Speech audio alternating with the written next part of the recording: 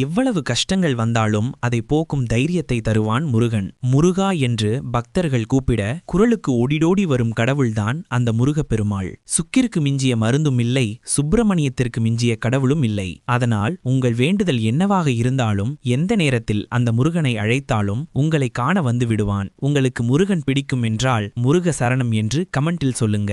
அப்படிப்பட்ட முருகனுக்கு உகந்த நாள்தான் இந்த தைப்பூச விரத திருநாள். 48 நாள் ஆரம்பிச்சு இவ்வளோ நாட்கள் ஆயிருச்சே, இன்னும் விரதம் இருக்கவில்லை என கவலைப்பட வேண்டாம். இதற்கு பிறகு 21, 11, 6 நாட்கள் விரதமும் இருக்கலாம். இவ்வளவு நாள்தான் இருக்க வேண்டும் என்று முருகன் சொல்லவில்லை. நம்மால் முடிந்தவரை இருக்கலாம். ஊன் உருக, உள்ளம் உருக, உயிர் உருக அந்த மனதில் முருகனை நினைத்து முருகா என்று அழையுங்கள். உடனே வந்துவிடுவான் உங்களுக்கு துணை நிற்க.